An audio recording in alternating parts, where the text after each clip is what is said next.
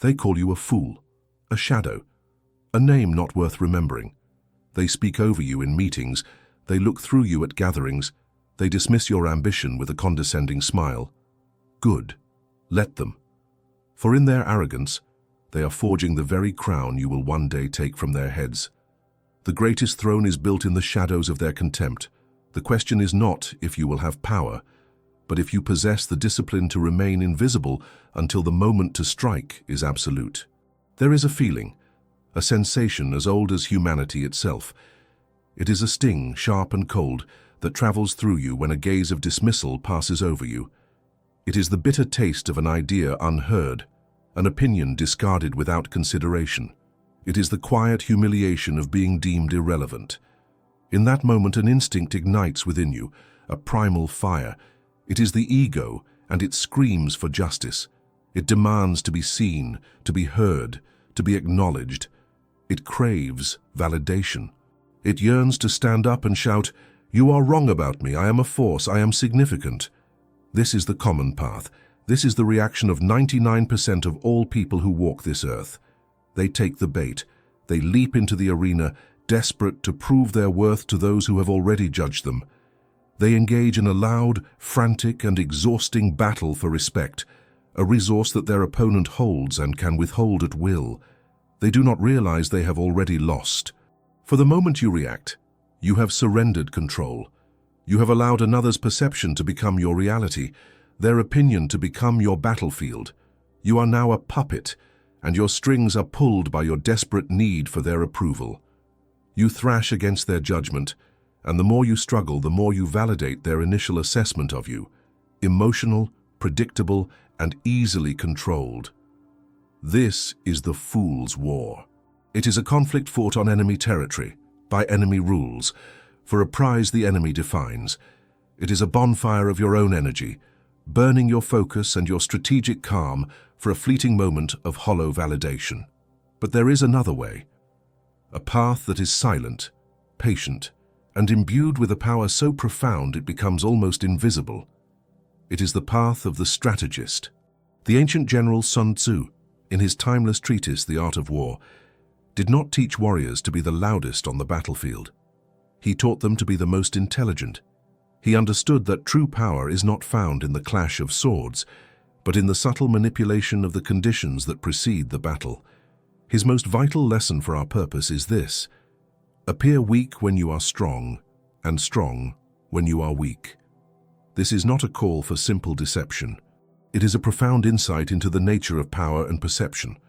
The common person hears this and believes they must lie. The strategist understands that no lie is necessary. You must simply allow the arrogance of others to be your shield. This is why being underestimated is your most honest advantage. The honesty is not yours, it is theirs. It is the honest reflection of their own hubris, their own intellectual laziness, their own inability to see beyond the superficial. They look at you, and through the clouded lens of their own ego, they project their own narrative onto you. They see what they want to see: someone lesser, someone harmless, someone not worthy of their attention. Your only task is to let them. You do not correct their flawed perception. You do not challenge their comfortable delusion. You accept the role they have given you, for this role is a cloak of invisibility. It grants you the freedom to move, to learn, to prepare, while they remain blind to your true capabilities. Think of yourself as a deep river. On the surface, you may appear placid, calm, and easily crossed. The arrogant will see this surface and charge forward without a second thought. They do not know of the powerful unseen current that flows beneath, a current of discipline, of observation, of relentless preparation. It is this current that will sweep them away when they are halfway across the water, when they are at their most vulnerable. The strategist cultivates this depth in silence. While others are engaged in the noisy politics of status, you are engaged in the quiet art of observation. Silence becomes your most powerful tool. It starves your own ego, which withers without the validation it craves, and it creates a vacuum that others feel compelled to fill. In your quiet presence, people become uncomfortable. They reveal themselves. They confess their plans, their weaknesses, their fears, never imagining that the silent figure in the corner is a general gathering intelligence. Observation is your second tool. While they see a passive entity, you are an active hunter. You are mapping the terrain of human nature. You are studying the dynamics of power around you. You learn who resents whom, what triggers another's pride, what they truly desire, and what they secretly fear. This information is your ammunition, gathered without firing a single shot. This is the true meaning of Sun Tzu's path. It is the mastery of the self to achieve the mastery of the situation. It is the understanding that the loudest warrior is often the first to fall, while the one who is never seen as a threat is the one who will ultimately determine the outcome of the war. Their perception is not your prison, it is your training ground. Their dismissal of you is not an insult, it is a strategic gift. You must simply have the wisdom to accept it. For their perception is not your reality, it is your most potent weapon. Their ignorance is the field where your victory will be silently cultivated. Comment, "My strength is invisible," to master this principle, and subscribe for the coming lessons on the art of turning their arrogance into your ascension. You have embraced the silence. You have starved the ego and turned their condescension from a poison into a nectar of perception. Now, we move from the philosophical foundation to the practical architecture of your ascent. We will dissect the grand principles of this invisible war, the unseen mechanics that allow a strategist to transform the weight of another's contempt into a lever that can move the world. This is not a realm of brute force or loud declarations. It is a domain of shadows and whispers, where victory is assured long before any battle is ever perceived. Here, in the quiet theater of their disregard, you will learn to wield the twin instruments of ultimate power, the perfect deception that grants you absolute freedom, and the penetrating knowledge that turns their character into a map of their own undoing. These are not mere tactics. They are fundamental laws of the psychological universe, and you are about to become a master of their application. The first and most foundational of these laws is captured in Sun Tzu's declaration: all warfare is based on deception. The untrained mind hears this and imagines a world of intricate lies, false identities, and elaborate fabrications. This is the clumsy work of a common trickster, an approach that is brittle and easily exposed.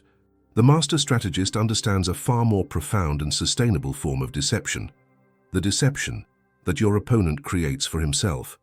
Your role is not to build a mask, but to allow them to place one upon you. When they underestimate you, they are the ones authoring the fiction. They are the ones who insist you are harmless, that your ambitions are trivial, that your intelligence is limited. Your only task is to play the part they have written for you with flawless grace. This is the highest form of strategic cunning, a camouflage woven from the very threads of their arrogance. While you are cloaked in this manufactured irrelevance, you are granted the greatest of all strategic gifts, a state of pure, uninhibited freedom. This freedom is a weapon system with multiple devastating applications. First, it is the freedom from scrutiny. The powerful are prisoners of expectation. Their every move is watched, their every decision analyzed, their every mistake magnified into a catastrophe. They must spend half their energy managing perceptions, projecting an aura of infallible strength. You, however, are exempt from this burden. In your perceived harmlessness, you can operate in plain sight. You can work late into the night, and they will assume it is due to incompetence, not ambition. You can acquire new skills, and they will see it as a curious hobby, not the sharpening of a blade. You can ask fundamental, seemingly naive questions, and in their eagerness to appear wise, they will hand you the keys to their kingdom, explaining the inner workings of their systems, the flaws in their logic, the vulnerabilities in their defenses. You are building an arsenal in the center of their citadel, and they are the ones who bring you the materials, believing they are merely indulging a fool. This absence of oversight is the perfect incubator for your plans. It allows you to build, to test, to refine, and even to fail, without triggering a single alarm. Your failures become priceless, low-cost lessons learned in private, while their failures are public spectacles that erode their power and reputation. Second, it is the freedom to build alliances of genuine substance. Power attracts parasites. The individual who sits on a visible throne is surrounded by a court of sycophants, their loyalty as thin as glass, ready to shatter at the first sign of weakness. They offer flattery, not truth. You, in your underestimated state, become a different kind of magnet. You attract the overlooked, the disenfranchised, the other quiet observers who are also dismissed by the current regime. Your alliances are not forged in the transactional currency of status, but in the bedrock of shared experience and mutual respect. You can identify those with authentic talent, not just a talent for self-promotion. These connections, built in the shadows, are stronger than any forged in the glaring light of power, for they are based on character, not opportunity. While the arrogant leader commands an army of mercenaries, you are quietly assembling a fellowship of true believers. The second principle of this invisible war is the acquisition of knowledge, as Sun Tzu mandated, know the enemy and know yourself. For the strategist cloaked in disregard, this principle takes on a transcendent quality. You do not need spies. Your opponents become their own unwitting informants. Being underestimated transforms you into a social and psychological crucible. By believing you are of no consequence, people reveal their truest selves in your presence. The guards of their persona are lowered. The masks of social propriety are removed. In their casual conversations, in their unguarded moments, they give you everything. You become a ghost in the machine, a silent confessor to whom the secrets of the court are freely given. You learn of the hidden fractures in their alliances, the gnawing insecurities behind their bravado, the deep-seated resentments that poison their collaboration. You learn what they truly value, not what they publicly proclaim to value. You witness their small acts of cruelty when they think no one of importance is watching. This is the most honest filter for character. It allows you to see who is noble in spirit and who is merely noble in title. This knowledge is not passive data. It is a living map of the psychological terrain. You understand the emotional levers of every player on the board. You know who can be swayed by an appeal to their vanity, who is paralyzed by their fear of failure, and who secretly craves the downfall of their superior. Consider the application of these principles in a practical arena. Imagine an overlooked employee in a large corporation, a junior analyst who is pleasant, quiet, and utterly forgettable.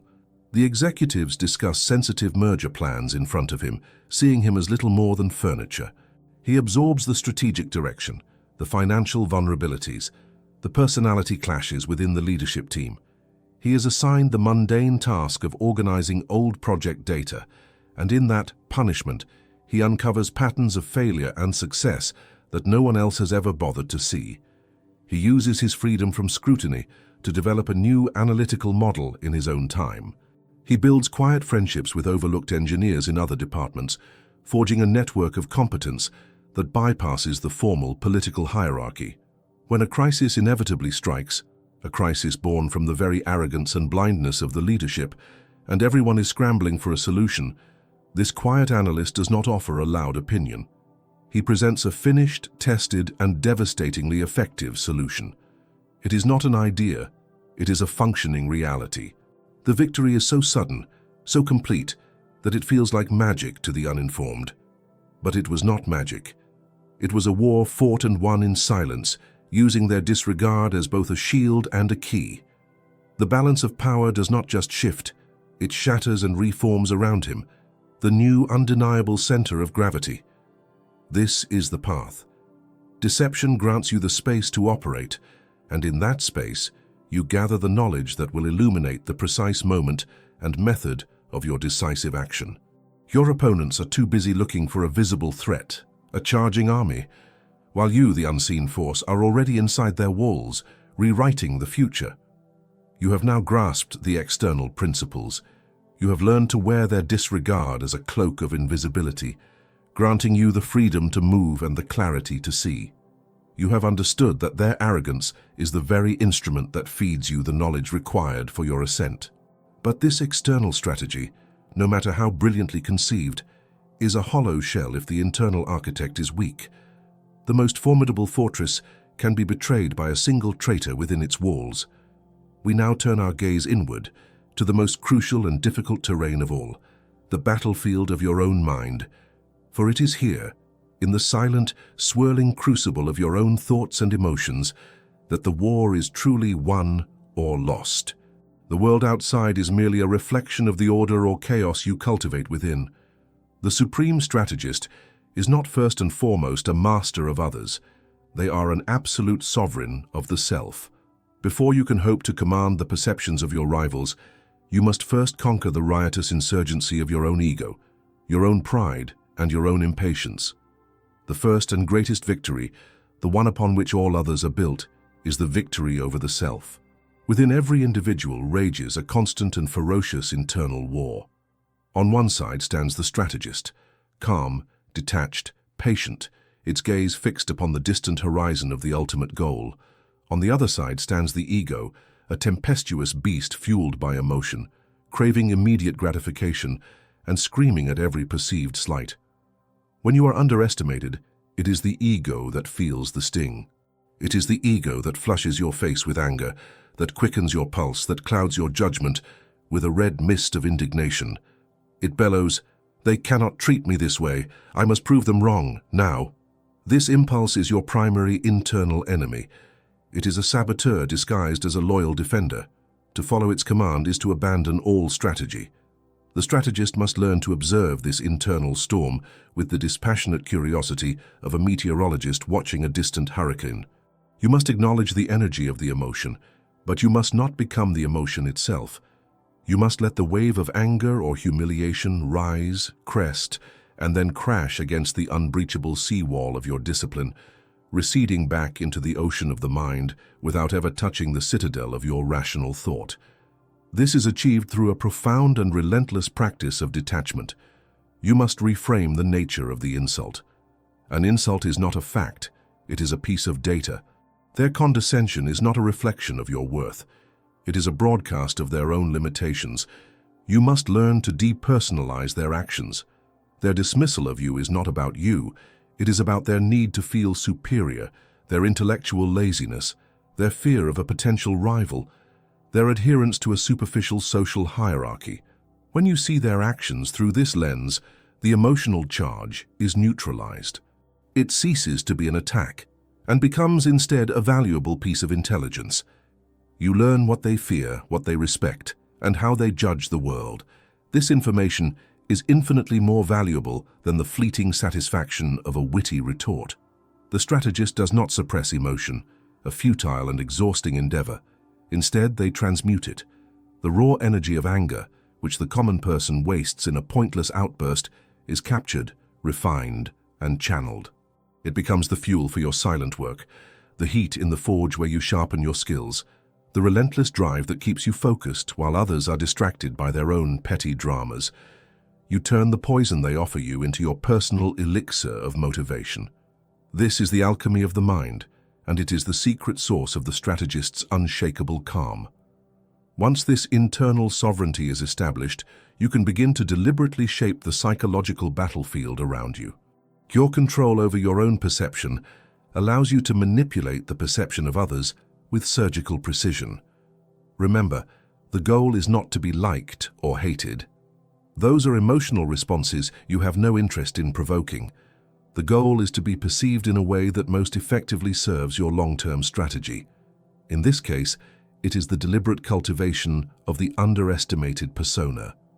This is not a passive state of being, it is an active and ongoing performance. You are not simply allowing them to underestimate you, you are subtly encouraging it.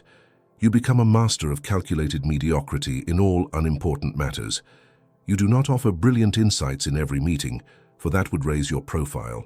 Instead, you offer one or two solid but not groundbreaking contributions and then recede into the background. You might even occasionally ask a question that seems basic, allowing a superior to feel magnanimous and intelligent as they explain it to you. You are feeding their ego, making them feel secure in their assessment of you. You dress not to impress, but to blend in. Your appearance should project competence but not ambition. Your demeanor should be agreeable and non-threatening. You are creating a character, a phantom that moves through their world without causing a ripple, a character they are comfortable with, one they can easily categorize and therefore easily dismiss. This carefully constructed persona becomes your greatest weapon. It makes you illegible to them. They are experts at reading the signs of conventional ambition, the overt networking, the self-promotion, the challenging of authority. You display none of these, and so in their limited playbook, You do not register as a player. You are a pawn or perhaps just a square on the board. This miscalculation is the central pillar of your entire campaign. While they are busy monitoring the other grasping, noisy competitors, you are free to operate. This brings us to the construction of your true reputation, for you are building two reputations in parallel. The first is the external, superficial one you project, the harmless, moderately competent and unambitious colleague. The second is your silent reputation, the one that exists only in the tangible realm of results. This is the most potent reputation of all, for it is built not on words, promises, or appearances, but on the undeniable currency of delivered value. Every project you complete flawlessly, every skill you acquire in your own time, every piece of critical knowledge you absorb, these are the bricks with which you build this invisible monument to your competence. This reputation has no publicist, it has no audience at first, its only witness is you, but it is real, it is growing, and it is accumulating power like a vast reservoir behind a dam. The world sees only a dry riverbed, while you are containing a force of immense potential energy. Your actions, no matter how small, contribute to this. Every deadline met, every detail perfected, every favor done for a genuine ally, each act is a drop of water added to the reservoir. Your shadow, the metaphorical presence of your true capability, grows longer and darker with each quiet achievement. It is this shadow, this silent reputation, that will one day enter a room before you do, and when the dam is finally, deliberately and strategically broken, the resulting flood will not be a surprise attack. It will be the inevitable arrival of a power that was always there, just waiting for the perfect moment to reveal its devastating force. You have learned to master the storms within your own mind. You have sculpted the perceptions of others, turning their arrogance into your most impenetrable shield. You have walked silently through the halls of power, seen but unrecognized, gathering the knowledge that others, in their blindness, discarded as worthless. You have built a reservoir of competence hidden behind a dam of calculated obscurity. Now, before we reveal the art of breaking that dam and reshaping the very landscape of your reality, you must ensure you are subscribed. For this final lesson is a key, and it will only turn for those who are dedicated to seeing the path through to its ultimate, silent conclusion. This is the moment where invisibility transforms into inevitability. The culmination of your silent, patient war is not a chaotic melee or a furious confrontation. It is a moment of absolute precision, of surgical elegance. It is an act that Sun Tzu likened to the well-timed swoop of a falcon, which enables it to strike and destroy its victim. The falcon does not engage in a prolonged struggle. It does not announce its presence with a battle cry. It observes from a height that renders it almost invisible, its gaze fixed, its focus absolute. It waits for the precise instant of its prey's distraction, its moment of maximum vulnerability. Then and only then does it descend. The strike is a singularity, a fusion of speed, timing, and perfect execution. It is over before the victim is even aware it was a target. This is your model. Your attack is the manifestation of your long-hidden work, unveiled at the moment of your rival's greatest weakness, a weakness very often born of their own overconfidence. You have watched them. You know their cycles, their habits, the points of stress in their systems. You know that their arrogance leads to carelessness, that their contempt for you leads to a fatal blind spot. The perfect moment for your strike is not one you force, it is one you recognize. It might be a crisis they created, a critical project they are fumbling, a power vacuum that opens after an internal political failure. While they are panicking, looking for a conventional savior or a convenient scapegoat, they are completely exposed.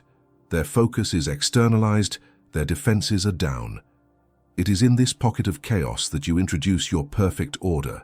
Your decisive blow is not an act of aggression, it is an act of revelation. You do not rise to challenge them, you simply present an undeniable, fully formed solution. It is the finished project they said was impossible. It is the masterfully negotiated deal they had abandoned. It is the elegant, simple answer to the complex problem that had paralyzed them. You do not present an argument, you present a result. This distinction is critical. An argument can be debated, an opinion can be dismissed. A tangible, functioning, and superior result is an objective reality. It cannot be refuted. It simply is. In that instant of unveiling, the entire narrative shatters.